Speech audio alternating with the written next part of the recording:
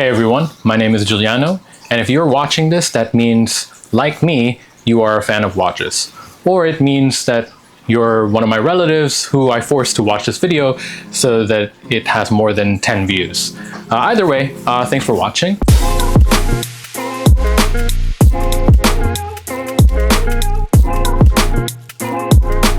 The title of this video may have already spoiled things, but basically I want to start a new series where I discuss watch hot takes. These are not just my hot takes because, I mean, let's be honest, who really cares about what I think?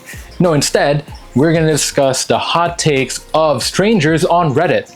And that is way more important. I think we can all agree. So the post that actually inspired me to make this video and to essentially start this series is this post, which I'm going to show on screen right now. Basically, the original poster, or OP, as we internet users like to call them, talks about how there is no such thing as entry-level watches. So obviously, at first, it sounds like clickbait, but then the more I read it, the more I thought, okay, I see what he's talking about, or what she is talking about.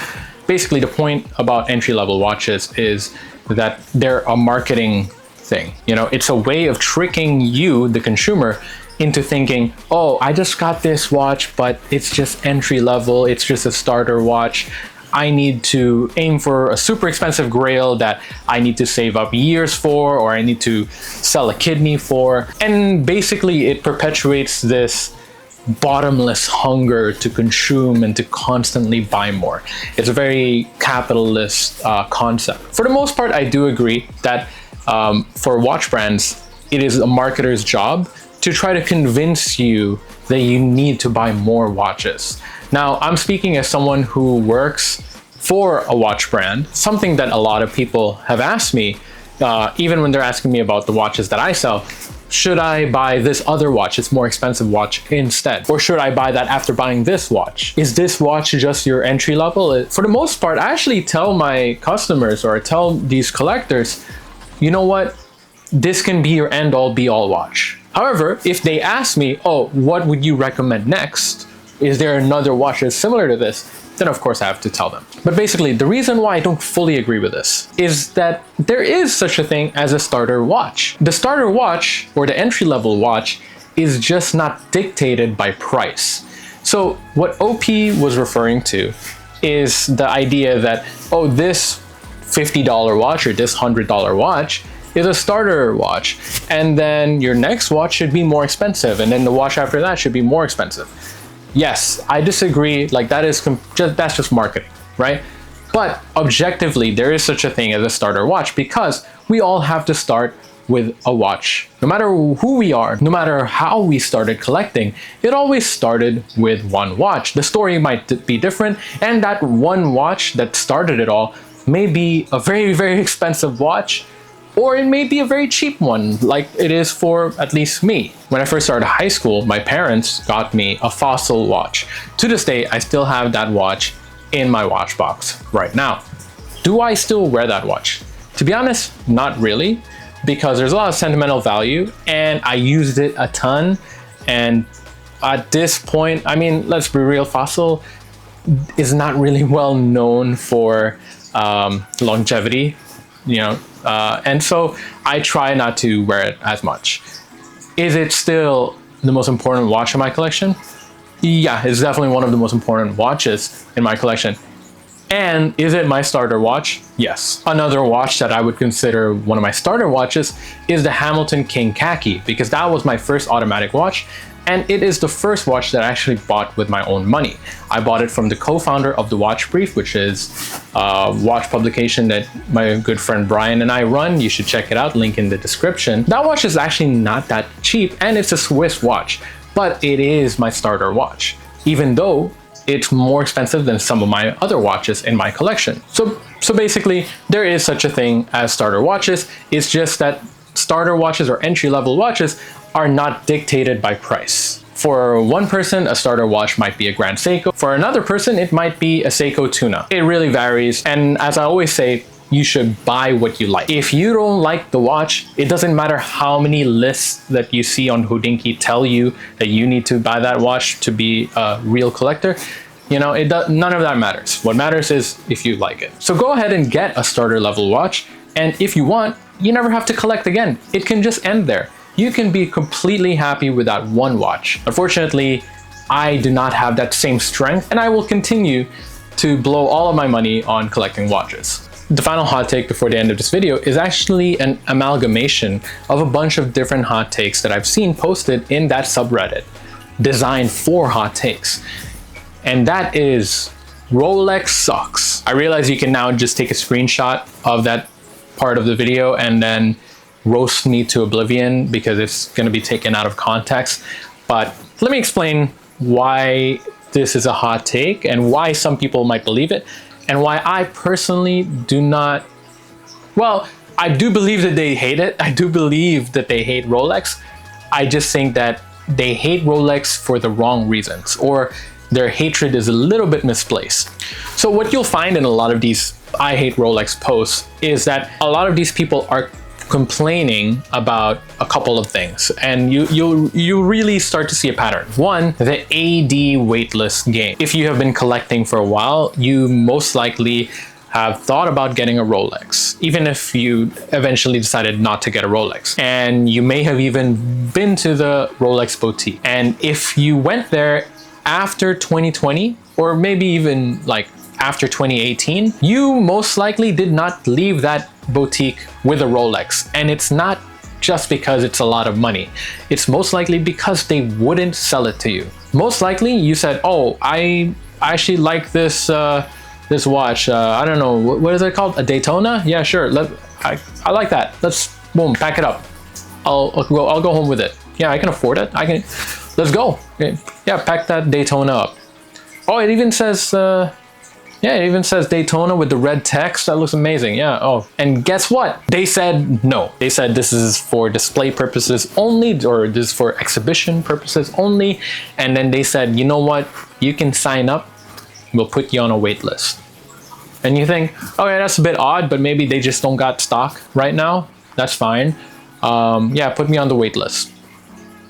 And then you don't follow up. You just wait to be called, because that's normally how it goes for a wait list, right? It's like making a reservation at a restaurant. You know, you don't have to call the restaurant to confirm that, hey, I made a reservation, right?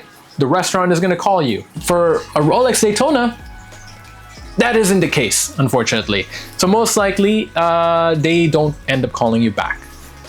And then you start searching online. Oh, how come they didn't call me back? And then you find out it's because Rolex ADs will make you go on a wait list, and they will most likely, on average, make you jump through a couple of hoops here and there. One example would be, oh, you should probably buy, you know, some jewelry because your AD happens to also sell jewelry. That's great. I guess my wife needed a necklace anyway. I don't mind too much. You buy some jewelry. And then they tell you, you know what? We do have a watch in stock. And then you're like, oh, is it a Rolex Daytona? No, it's no. How dare you? No. It's an Oyster Perpetual. It has a black dial. And yeah, just it's in stock. You can get it. And then you're like, well, I actually didn't really want that. And they said, well, if you get the Oyster Perpetual, maybe the Daytona becomes more available. Who knows? Anyways, I think you get the idea.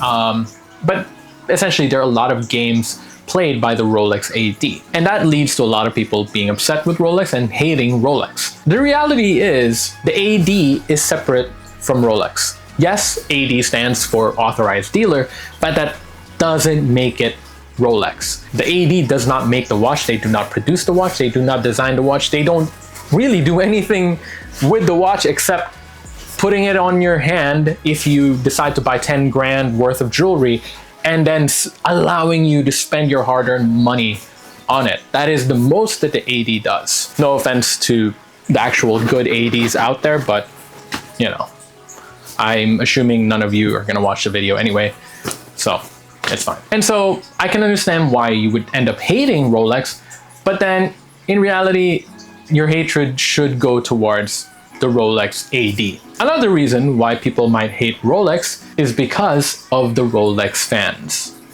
Now, keep in mind, I am a Rolex fan. You might be a Rolex fan. Your best friend might be a Rolex fan. And you might think to yourself, hey, I'm not a bad person. Why would anyone hate me? If you are actually wondering that, you're probably not one of the Rolex fans that I'm referring to. I am instead referring to the people who say, oh, you need to have a Rolex in your collection. Oh, you need to have this Rolex. Oh, Rolex is the best brand. It's the only brand you should think about. It is the best Swiss brand. It is the best brand ever created. Who cares about any brand? If you don't have Rolex, it's not a real watch. I'm talking about those guys. I'm talking about people who will tell you, oh my God, you have the Blue Z? I have the Blue Z and the Batgirl. By the way, it shouldn't be called Batgirl. Batgirl does not have those colors. Batgirl has black and purple and yellow, okay? It's not those colors. It's the Rolex fans, please stop calling it Batgirl. It makes no sense. Batgirl's colors are not, it's wrong. It's just wrong, okay? It's wrong. And that's okay. I'm not mad. Personally, I'm not mad. I'm not mad. I'm just saying it's wrong. All right. Anyways, back to the topic. They see Rolex as this ultimate status symbol. It is a status symbol, but then if you're someone who thinks that your life is not validated until you achieve that status symbol, I don't know. I think you might have some other issues.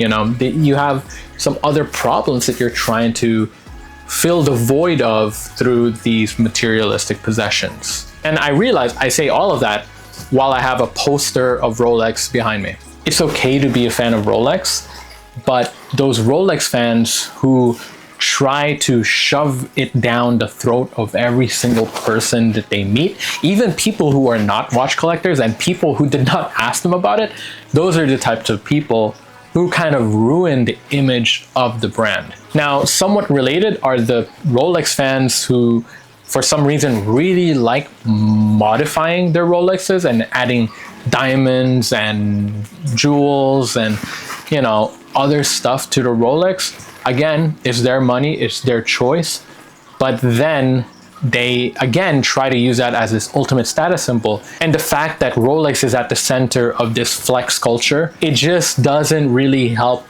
the image of Rolex. Because when you combine the fact that Rolex is at the center of this flex culture and that the Rolex ADs and sales assistants are gatekeeping the entry-level Rolexes from the normal people who are not crazy, then you start to associate all of those negative things with the brand itself. And that's where these I hate Rolex posts come from. And that's where these, oh, everyone talks about Rolex, it's all about Rolex.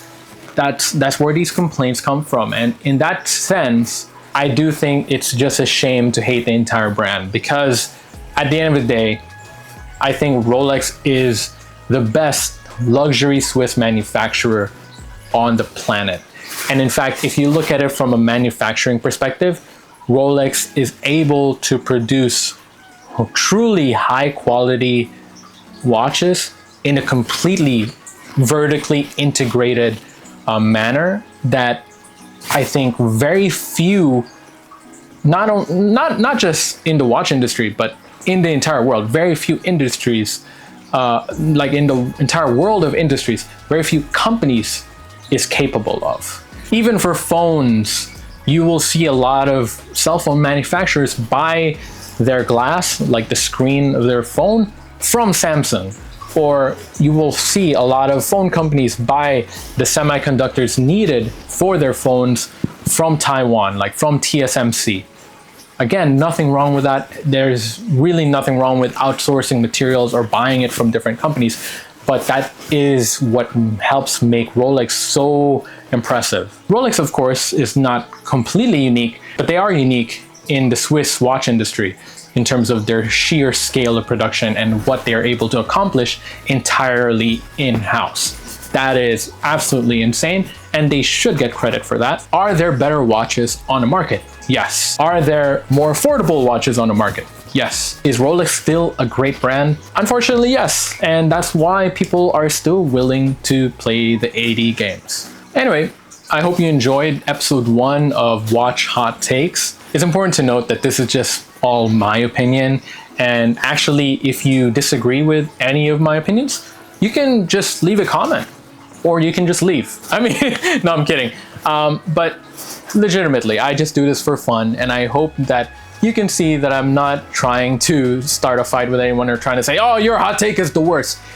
Because at the end of the day, I really love these thought-provoking discussions, and I hope that if you're watching this video, I may have just introduced a new subreddit for you to enjoy. Once again, thanks for watching. If you would like to see more videos like this, please leave a comment, leave a like, and subscribe. If you prefer to read instead of listening to my voice, please don't hesitate to just click the link in the description, which will lead you to my website where I publish articles.